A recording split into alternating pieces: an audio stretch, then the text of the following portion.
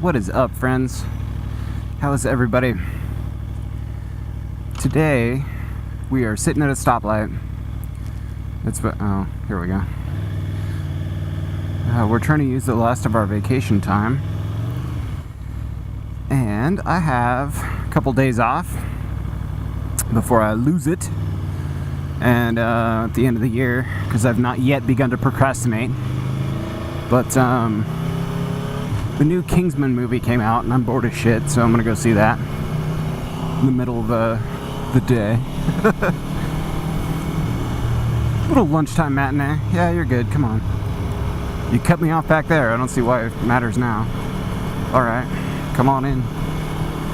I've been gone for a while, friends. I have been MIA from internet land, and that's due to tons of circumstances, to be perfectly honest. So some of you may know, Bayonet Pops wrecked his bike on the California trip, which was back in the end of June, the beginning of July. As it is now, it is the end of September, almost October, so a lot's transpired since then. He was quite a bit more hurt than he actually let on. I later found out, and I kind of knew it too. I was really pleading with him to go get checked out at the doctor's, you know what I mean? Like, let's go have a look, see if, you know, and he's a stubborn old guy. Oh, what are they gonna do? It's like, I don't know, help you fix it? Get you a chest plate, get you some meds, some anti-inflammatories, see if you broke something. But I think he did. I think he cracked a rib or two, because when he got back, he was out of work for almost 2 months. So that sucks. I was kind of not real pleased to hear that. But also, one of my oldest and best friends is a business partner of mine as well, and he has been in and out of the hospital a lot. I think when he was like less than a week old, he had open heart surgery back when he was born, and then he's just kind of had complications ever since. And he's one of the more like outgoing, healthiest dudes. Like, you know, he's constantly physically active and stuff. But they had him on I guess blood clots or what happened, and his heart's not super strong to pump it through, so they had him on blood thinners, and then there was a bunch of water weights, so then they had him on Lasix, which really hurts your kidneys if you're left on Lasix for a long time. And I know this because my mom had to go on Lasix for a while when she was still alive, and she was waiting for a liver transplant, and she did not make it. And it was really tough road. So I've kind of been following my business partner's dad's updates and stuff a lot, and kind of passively checking in on him off and on, because I don't kind of want to get up in his grill a whole lot. But I don't know, I love the guy to death, and he's my family. Like, he was there for me when very few other people were, when I was going through a lot of tough times in my life. And so I know there's nothing I could do if I go back over to where he's at. He's over in Spokane. And last time, like the first time he went in, I hopped on my bike and I went, you know, I rode for whatever it is, 5 hours straight there, just to, you know, make sure he was cool, and then turn around and came back, went back to work, all that stuff, you know. So I know there's nothing I can do in terms of like making a difference to the situation by being there.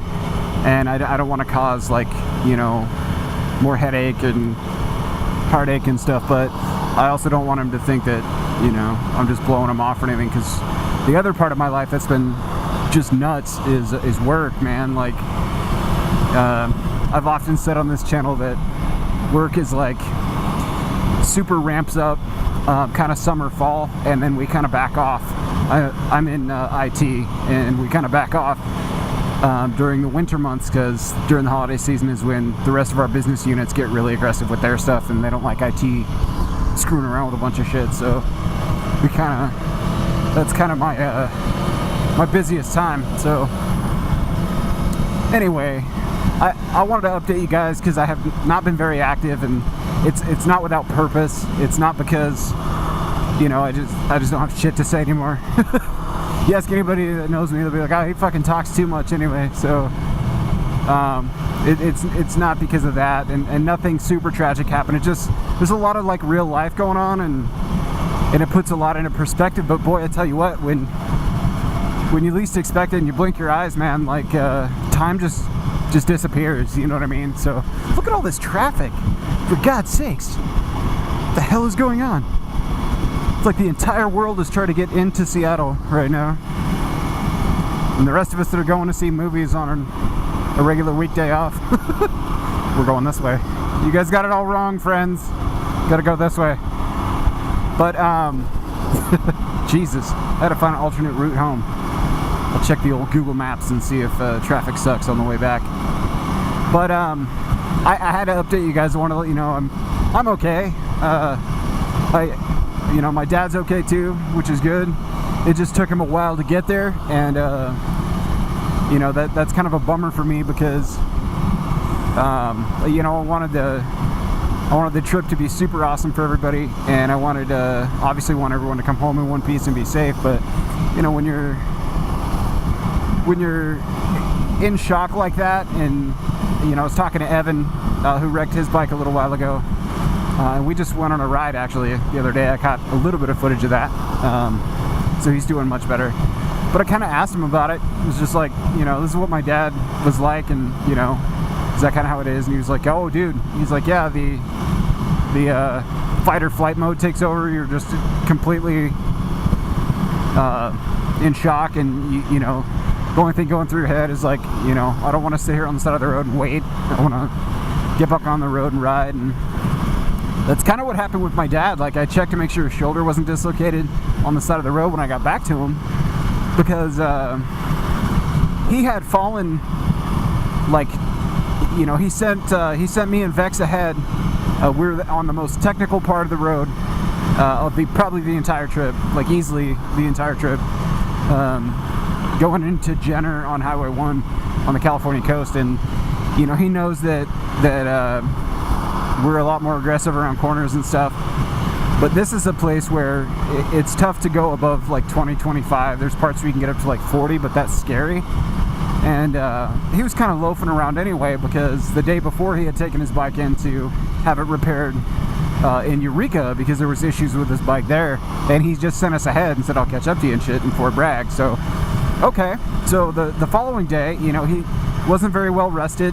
Obviously he'd been on the road all day and night before, and so he said, probably wisely so, go ahead and get on ahead in front, and I'll meet up with you guys in Jenner. Just grab lunch at the spot, and I'll see you there.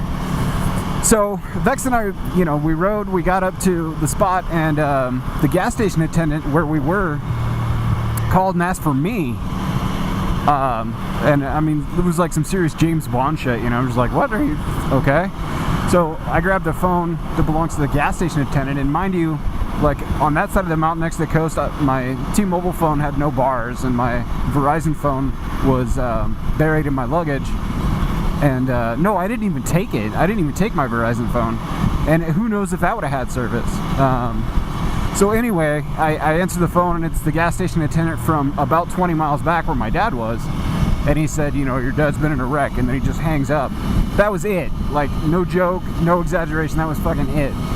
So, I'm trying not to go on like full hooligan mode to get back there, because it's a very dangerous road, and I'm just like, we gotta go.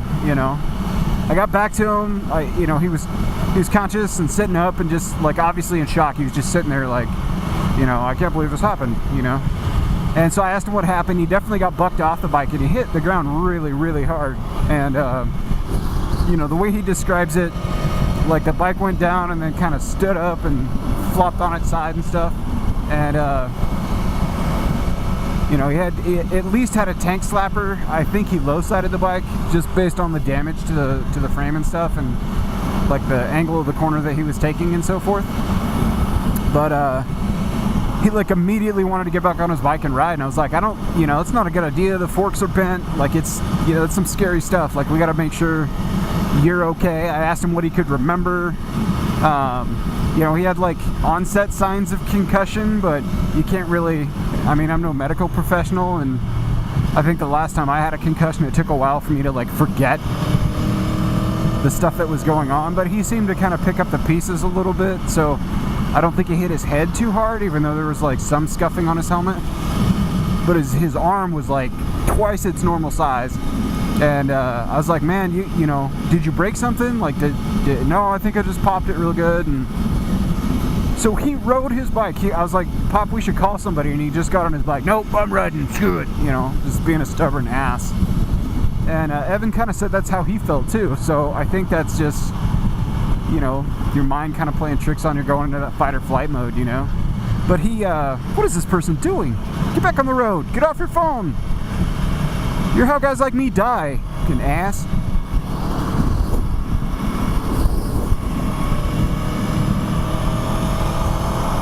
Hang up your phone, idiot. Anyway, so we ended up riding like an additional 60 or 70 miles to get to Santa Rosa, California, where the other Harley dealership was, and that's so that he could, you know, get his bike adjusted and repaired and fixed and stuff there. So, you know, that night, after all that, fucking person needs to get off their phone. That's all I'm saying. Anyway, that night, we ended up riding all the way to Santa Cruz from there. And so, I mean, you guys tougher than a $2 steak, that's for sure, but at some point you're kind of just like, I still don't know if you need medical help, you know? And I'll tell you what, the next 2 or 3 days, like, was rough. He couldn't even get out of bed. Like, I mean, he got laid up pretty good, you know what I'm saying? So I was very worried, but he ended up, you know, over the next couple of days kind of talking me into riding back, but he didn't want to do any corners anymore. He wanted to stick to flat freeway and just kind of like ease his way home. And yeah, I couldn't really blame him, but you know, I was bummed because I ended up coming home almost a week early, but I was more bummed that my dad was hurt and not having a good time. And you know, I later learned he missed like a poop ton of work, and he was actually very hurt and just didn't say anything, and you know, that sucks. So here I am, basically updating you guys. He's fine. That's the whole long version of the story, but I don't know. Like, I'm probably gonna go over and see him. I need to catch up with my business partner who's also in the hospital. It's just a lot going on, guys, and I want you to know that I still love you guys and love this channel, and you know, I'm still a terrible video editor. But that's about it. So I'm gonna go see this movie. I'm probably gonna make plans with the rest of my couple days I get off to round out my vacation for this year, and I'll try and put some content together. It's almost the end of riding season. It's brisk. It's been raining a lot, so I just kind of wanted to get out, clear my head, spend some time with you guys. I know this is a long one, and I'm sorry for that, but that's it. That's where I've been. It's just life catching up to you. That's all. And so I will talk to you guys later. All right, deuces. Playtime is over. Say what? Over. Say what? I got no time to play no games with you. Playtime is over. Over. I got no time to play no games with you.